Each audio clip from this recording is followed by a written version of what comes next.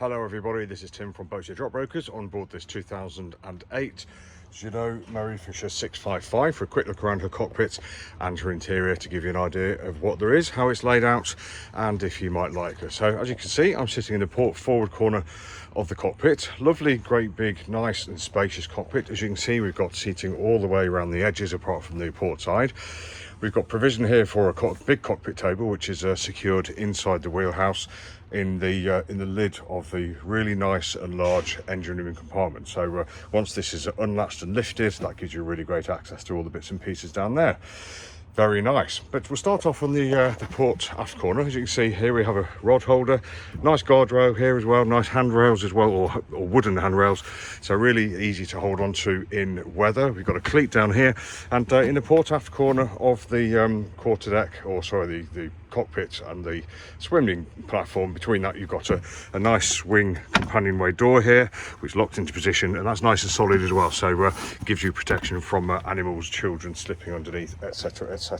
Beneath that we have the manual bilge pump activator, and continuing around the after bulkhead of the cockpit, you can see we've got nice seating, nice backing here as well, another grab rail, etc, flagstaff holder, and if you just look over the back of the bulkhead, you can see we've got actually quite a nice large swim platform for a boat of this size, so it could be really good for fishing from or for swimming from, etc, etc. Nice and wide and quite long, as I mentioned, for a boat of this size. And we have a swim ladder inset as well. Very nice indeed, and a very nice touch. Now, as we look around the rest of the compartment, we can see we've got U-shaped seating, or the exterior compartment, I should say. Nice seating here with a cupboard underneath, seating here with another locker underneath, and we've got infills here that fill in this corner. And this is where the shore supply comes in, and you can see we've got a nice seat with the seat backing on top of the aft end of the engine cover there. So all this space in this cockpit has really been thought out, well planned, well designed, and put to use for pretty much anything we want to do out here, which is lovely. If I just look down the side of the side decks, you can see we've got really great room down the sides there, so nice and easy to get down there. We've got the very nice sturdy guardrails outboard. Above the coach roof there, you can see we've got a grab rail there too, and pretty much the same on the starboard side as well, so we can get all the way around this wheelhouse in ease, which is lovely. So moving on from the cockpit, or just before we leave, if you just look up, we can see we've got a nice sun screen or rain screen there with a light inset, and up above that you can see we've got the Garmin radar antennae, and we've also got the steamy light, VHF aerial, GPS transducer, etc, etc. So all nice and easy to get at, put out of the way. And then looking down, you can see we've got nice French windows. They look smoked as well. They're the green sort of colour, really nice and easy to open and close, and as they're sliding, the door's not going to get in the way either, so I like that arrangement very much. To get in, very small hop around the outboard side of this seat. Very easy though, lots to hold on to. More handrails here again, and we've got the edge of the French windows here too. Very easy to get through. Slight lip over there, which is great because it gives us strength athwart ship's direction, and also if the cockpit has plenty of water in, then it's unlikely to slop over the top, which we don't really want. Now going through, first thing we come to on the starboard side is the helm position, which I'll speak about in a moment. Let's get the galley out of the way first. So on your left hand side here, you can see we've got a moulded galley unit, quite basic but plenty of room. We've got a cupboard there along the top. We've got a stowage here, nice and deep. The kettle's residing in the sink at the moment. We have manual water on this boat only. Let's just hop in and get a little bit closer. You can see we've got a nice deep binnacle here for bits and pieces to stop those flying around at speed, and the whole thing looks really, really nice and easy to clean. We've got nice radiused corners here excuse me, and it's all nice and shiny too. Very nice indeed. We've got big, reasonable fiddles here as well, so if you are washing up, then hopefully you won't be spilling too much over the edge. Underneath that, we've got a nice stereo unit. We've got a cupboard inset into the unit too as well. In fact, that's 1 of 3, so 2 and 3 sitting here. So generally speaking, for a boat of this size, we've got lots of stowage around the galley. Excuse me. In the deck, just forward of the helm, we can see we've got 2 lift-up flooring sections. We've got a battery under here. We've got part of the Garmin under here, and other bits and pieces, and access to the bilge too. And if you just look up, we can see we've got 2 really nice helm seats there, both brand new as of 2022, just been installed.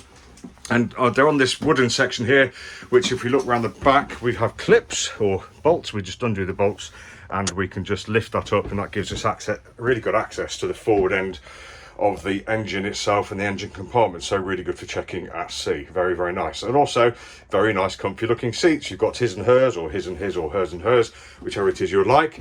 And behind there we have the stowage for the cockpit table. I don't think that's a designated stowage, I just think it's there, but either way, it's out of the way, looks safe, and ready to use when you need it, which is what you need. So moving round to the helm position, just taking a quick look up actually. Look at the windows. We've got lovely views out of all of the windows, absolutely everywhere, 100% almost in every direction. Brilliant for watch keeping at sea, keeping an eye out for those other boats. We've got opening windows on the port and starboard side here, so somewhere for the helm to I nearly said shout, but somewhere for the helm to coax his crew along when tying up, or to allow for a nice cross ventilation at sea or alongside if you want it.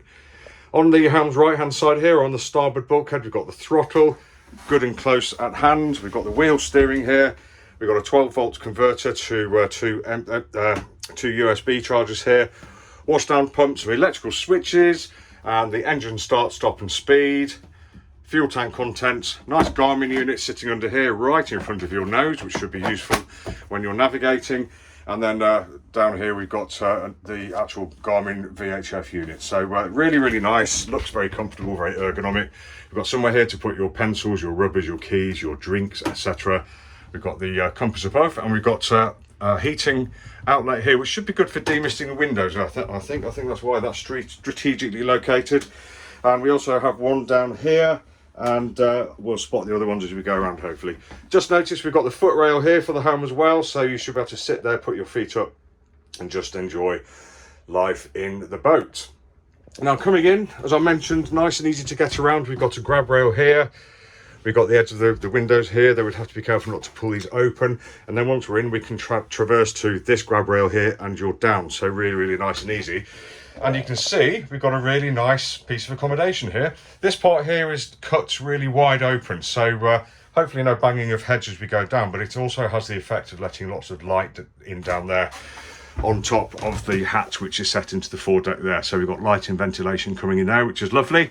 And if we take a couple of steps down, I'll just turn to starboard first and open this door. And we just noticed we've got the heater controls here. Open this door, this gives us access to the heads, and looks like a reasonable compartment. I would say most people would probably opt for sitting down to use it. We've got very good access to the inlet and outlet valves there. It's a manual head, bit of stowage in the starboard aft corner there, and generally speaking does what it says on the tin. Cozy and probably a sit down job. Just noticed on the forward bulkhead here, looks like we have infills which will be fitted into here, and that will provide us with a lovely great big double bed, just to be confirmed. Right then, let's close the door to the heads. Very nice to see a proper sized head there, rather than a porta potty on a boat of this size, so just makes it that little bit more usable at sea and alongside. Now here we are in the main accommodation. As you can see, very nice and bright in areas. I mentioned we've got the nice flooring, we've got the fitting here for the cockpit table if you want it, all nice and white. The deck head is nice and white as well. There's no cushioning or anything, so it may be stark to some people, but really nice and easy to clean. Excuse me. Underneath all these covers, and the covers do look in nice condition, we can see we've got lockers here, so plenty of room under there for your bits and pieces. Again, nice and easy to keep clean. And on the starboard side, we have a nice fiddle shelf there, but on the port side, we have a much bigger fiddle shelf there, as you can see, with all the bits and pieces stowed in it. So, just to conclude, this has been Tim from Boatshed Brighton Yacht Brokers, taking you for an interior tour of this 2008 Juno Murray Fisher 655. Thanks for watching. We hope you've got a great idea as to what this boat's all about, and we hope to see you again soon. Take care.